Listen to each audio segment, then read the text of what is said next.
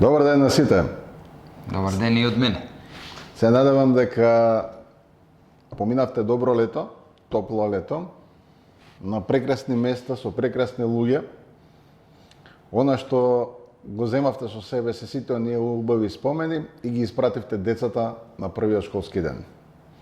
Веќе 15 дена загазуваме во месец септември, денеска е 17, значи веќе ја прекршивме првата половина од месец септември.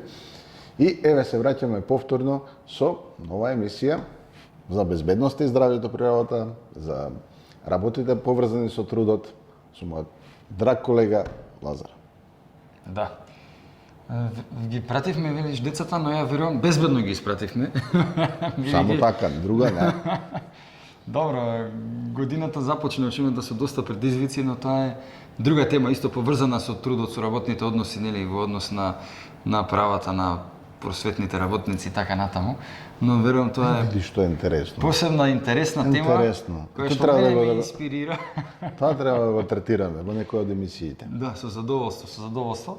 Но денеска разговаравме не на друга тема, јас и ти претходно, и еве дојдовме до идеја, па зашто да не го поразговараме и вака во рамки на емисија и да споделиме видувања, размислувања, насоки, па нешто и ново можеби да произлезе од сето тоа. Да, ама пред да тргнеме со нашите теми, јас морам да се пофалам. Нали, имавме многу голем настан роден ден. А роден ден, да. Е што 48-миот јас го прославив, ама не заради друго, него сакав да го потенцирам подарокот кој во суштина го добив покрај оваа чошка што стално ја гледате, а таа е Македонско здружение за заштита природата, од другата страна со апарат за гаснење пожар и со шлем малиот Милан. Ова дело, Морам да кажам многу автентично и многу оригинално и личи на тебе. ова дело е на Миле Брачевски, така да препорачувам. Идеја, ако сакате да добиете за вакво нешто, предпоставам дека треба да ги контактирате колегите од МЗЗПР, но ако сакате уметник кој треба да го изработи ова, тоа е Миле Брачевски. Фантастично. Многу убаво, прекрасно. Благодарам, реков на фейс, на овие социјални медиуми, дека благодарност до колегите, но исто така водушевување за уметничкиот допир од страна на Миле, ама ова е нешто што топло го препорачувам. Сега.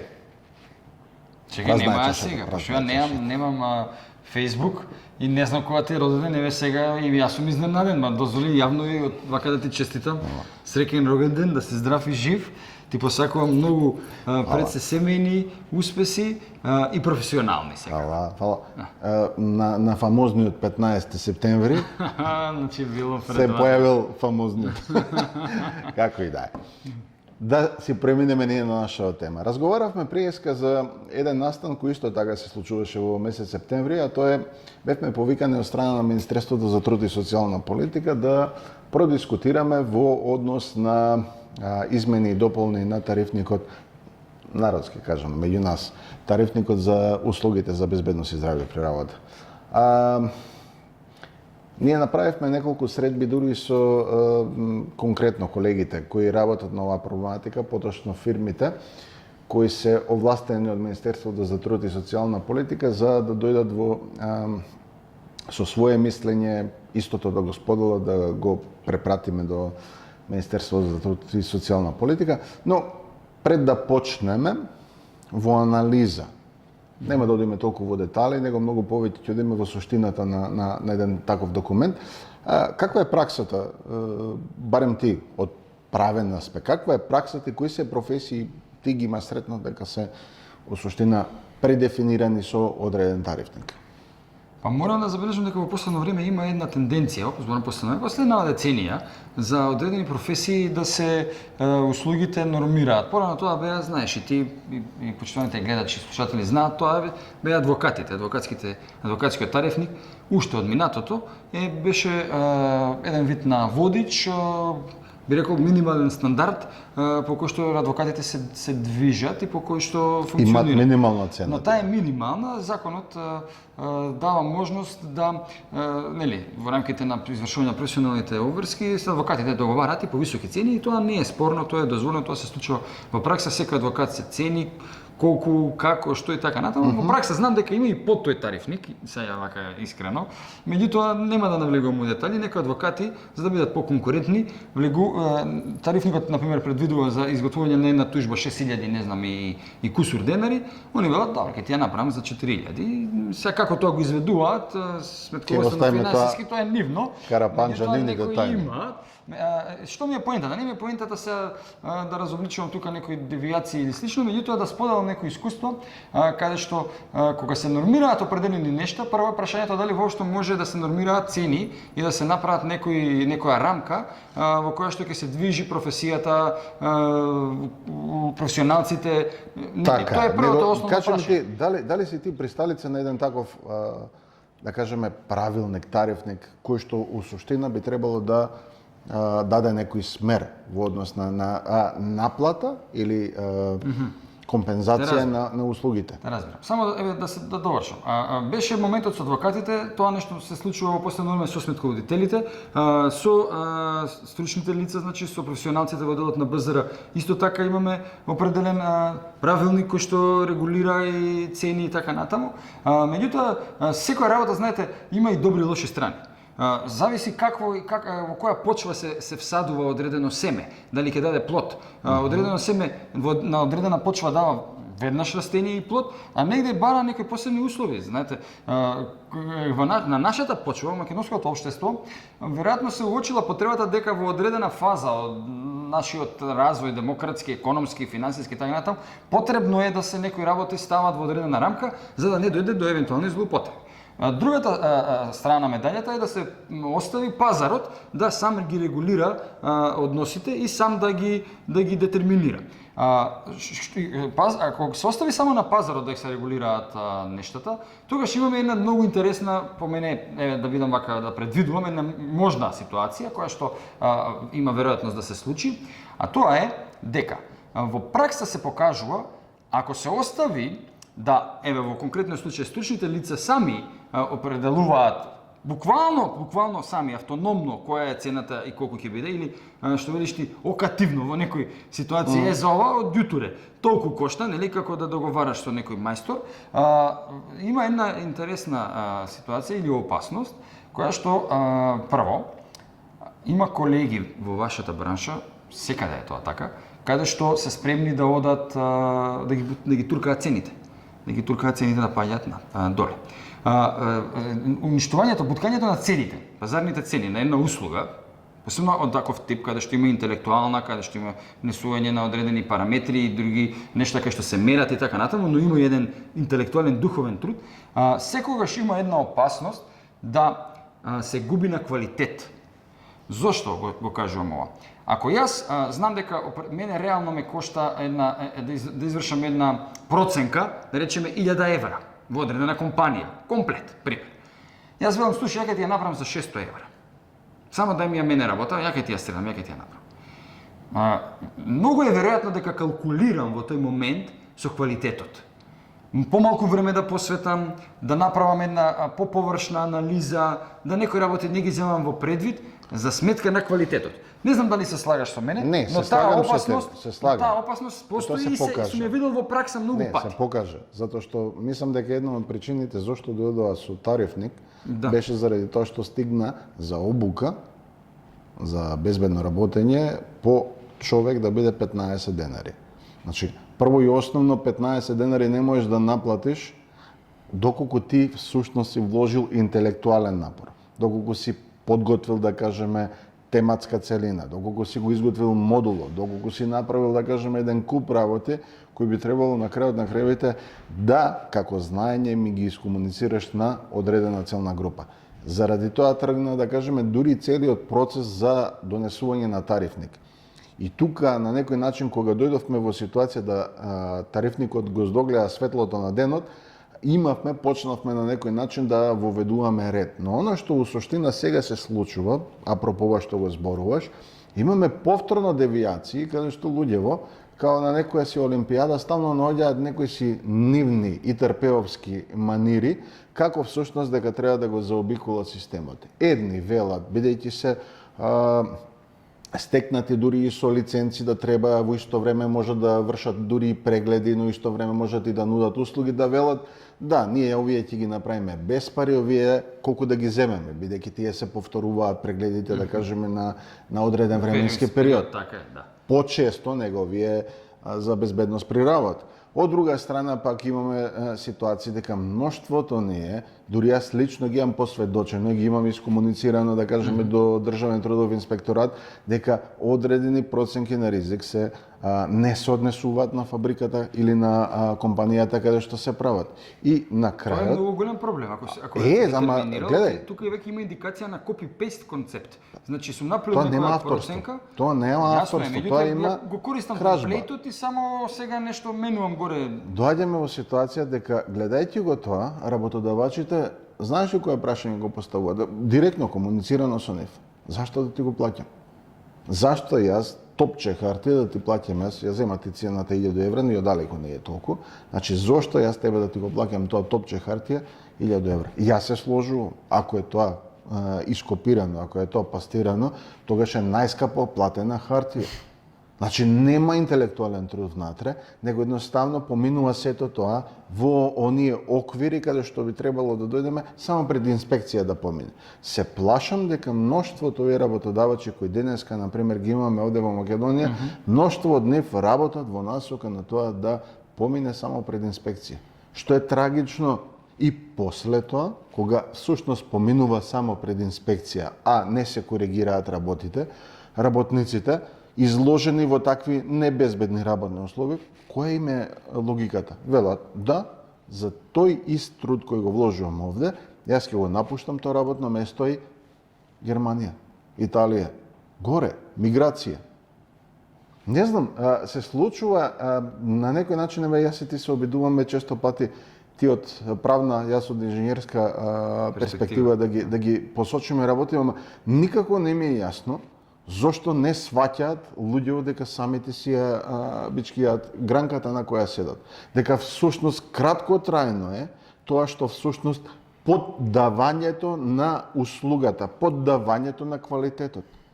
Кој ќе дојдеш ти во ситуација дека навистина работодавачот аргументирано ти настапува и вели, па добро, што добивам? Парче хартија кој у суштина можам и сам да го направам, па тогаш еве чекор понатаму. Или некој вработен кој што ќе помине одредена обука или така, не знам. еве еден чекор напред. Да. Дајте ми мене овластување, јас сам ќе си ги правам. Така да или сам или некој ќе овласти, он ќе даде некој вработен, некој кој што еве нешто има допирна точка со една убава обука помината негде лево десно. Знаеш што? Партизански се прават работи кај што ние се научивме дека можеме со обуки. Ние доаѓаме во ситуација да не сватиме дека образованието е процес кој трае текот на целиот живот. Обуката е само до објаснување на одреден сегмент за одредени иновации кои се случиле во конкретната област. И практично имплементирање на одредени знаења, да се помогне тоа како да заживее во пракса, да се обучат луѓето да тоа функционира. Па како да не се сваќа? Еве така кажеме вака, извини. Како не се сваќа тоа? Како не луѓето кои у суштина работат? Јас знам дека секој од нас денеска се обидува, например, да преживее некако во својата фела.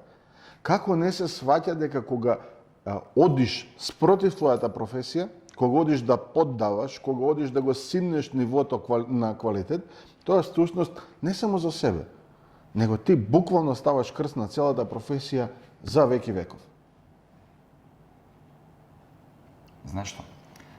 Ова е многу важно прашање, воопшто не е наивно. Буквално би рекол на исто ниво е со прашањето, односно ситуацијата дали измени на законот, нов закон или да остане сегашните законски решенија и така натаму. Зошто? Затоа што трудот во себе инкорпорира компонентата, ја вклучува компонентата на плаќањето на трудот. Многу е важно како ќе се уреди тој дел, дали на слободата на пазарот, дали ќе се регулира, дали полурегулација и така натаму, како ќе се постигне концептот, за да професијата и професионалците ги туркаат работите на соодветен и квалитетен начин. Ние многу пати во нашите емисии чинам ова, не знам која можеби е 13-та, 14-та поред или како и да, се прашуваме нели зашто не се сваќа ова, еве колку пати треба да го како да се објасни, како да се помогне на луѓето да ги некои работи нешто да ги видат. И сега го постави, не знам пред малку, ја те убаво те чув, која рече како не се сваќаат некои суштински работи. Ние нема да ги сваќаме суштинските работи, се додека не почнеме да размислуваме со суштинскиот орган во нашето тело. И тоа не е еден, туку два.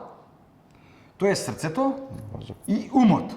Се додека размислуваме преку стомакот и органите за варење и дигестивниот систем, ние ќе имаме проблеми. И тоа не го зборам сега ја во делот на базара, не го зборам во делот само на трудот, туку го зборам генерално како еден буквално општествен феномен со кој што нашите граѓани, нашите луѓе се соочуваат.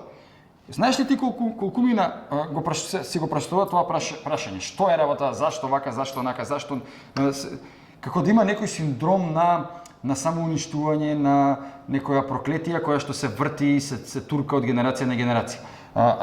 Ти велам, промените кои што сакаме да ги правиме, ако не се мотивирани од искреност, чисто срце, и ако не доаѓаат процесирани од еден здрав разум и логика која што во себе опфаќа и правна, и економска, и поширока општествена логика, тогаш тоа стартува судено на пропаѓање, да знаеш. Така да Не се слагам за тоа. Во која насока ќе се движат процесите? Ако ние не најдеме баланс помеѓу квалитетот од една страна и три фактори се битни. Да се има квалитетна услуга од професионалецот. За тоа тој да биде квалитетно платен, а работодавачот да не смета дека е оштетен и дека дал најскапо платена хартија што велиш ти. Значи, знаеш што, сакам да ти појаснам. Не е едноставен процесот, но не е невозможна мисија. Да, ама види, се покажало, нека е нас, еве да кажеме дека ние цело време се наоѓаме во некоја веш машина кај што ни се случуваат промени. Дали општествени, дали не знам, државни, дали не знам, веќе необјасневи, јас ги немам прочитано. Значи тоа што нам ни се случува, не сум го прочитал нигде, но не се. Можеби не сум јас начитан толку што треба па да го сватам целиот тој контекст. Она другото што сакам да го овде препорачам, го зборувам, зошто на крајот не дојдеме во ситуација да ние оставиме дека се покажало дека државата не е добар стопан. Да оставиме ние на струката да биде. Значи, тело кое ќе го формира струката, која ќе пази дека всушност кога имаме услуга која не е долична на наплатеното, да може буквално тој што го прави тоа, таа што го прави тоа, да го отстрани како стран елемент.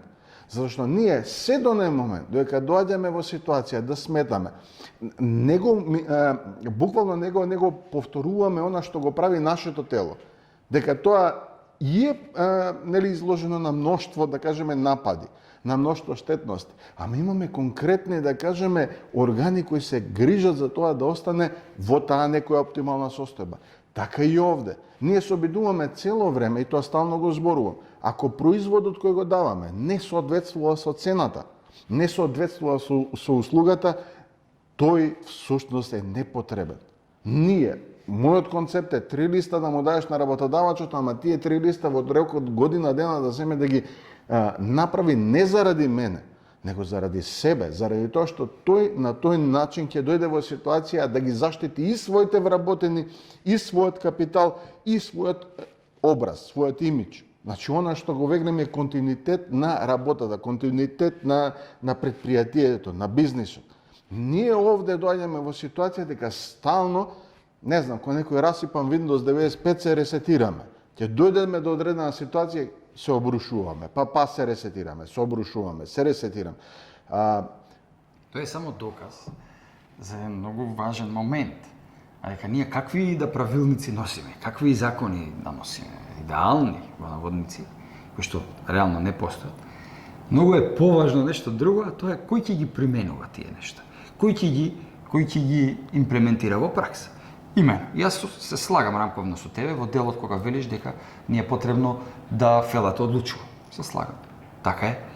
Се слагам со тебе дека треба да фелата, професионалците, струката да има еден вид, како да кажем, еден можеби концепт на чест суд на честност, каде што ако некој работи така како што работи, тој да биде од самата фела, нели, укажан, тргнат, елиминиран, ако е нелојална конкуренција така натаму. Сето тоа е супер, но за да дојдеме ние до тоа, да не биде тоа идеал, треба да почнеме да се менуваме. Луѓе, сите бараме подобро, а никој не се свртал кон себе да види дали он е подобар денеска од вчера. Јас ви гарантирам, со сета одговорност, додека тоа не го направиме, ние ќе се вртиме, ќе осцилираме. Горе, доле, ќе имаме некои периоди, една сезона кај што горе доле да течат добро работите, ќе имаме една сезона катастрофална, зборам во општеството, во професиите, во животот, во земјата и така натаму. И истите прашања ќе ги вртиме, зашто не одат младите, зашто ова вака, зашто не ги разбираме нештата, зашто меѓу себе се кошкаме цело време и правиме некои други работи кои што не би требало да се случува.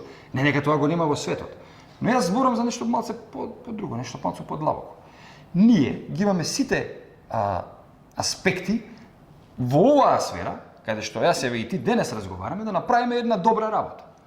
Само треба малку добра волја, малку толеранција, малку open mind, ама претходно open heart, отворено срце за да се разберат процесите и феномени. Што и да се прави, каква ревизија да се прави, потребни се неколку услови да се исполни. Не може тоа не методолошки да се прави.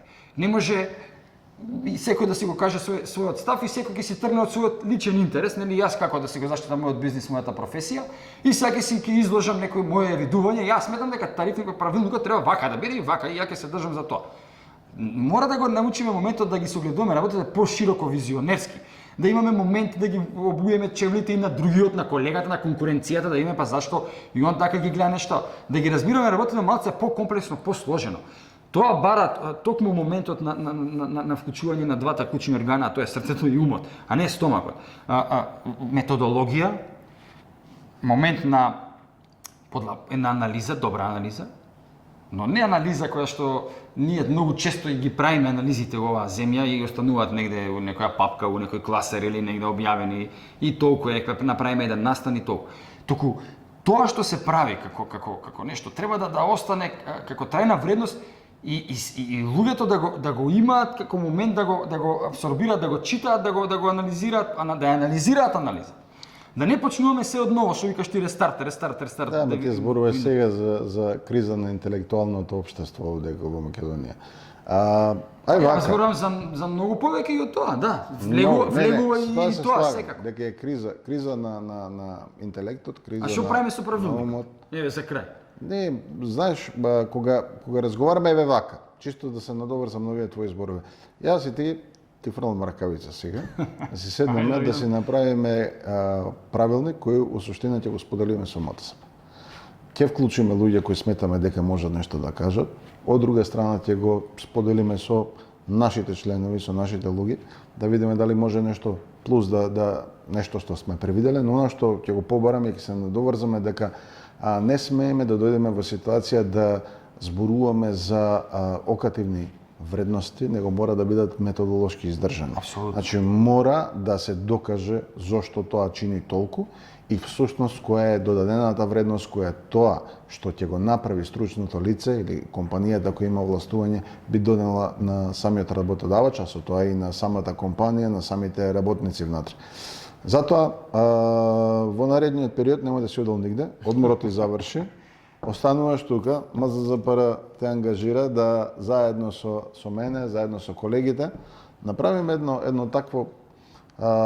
еден таков исчекор кој што во суштина би им помогнал на многу од работодавачите, но од друга страна и на стручните лица. Јас ти благодарам за довербата прво и за овој момент кој што пријатно е вака, како да кажам, ме изненади, ти нешто спомна треба да се размислува во таа насока да се работи, но еве официјално се ме каниш.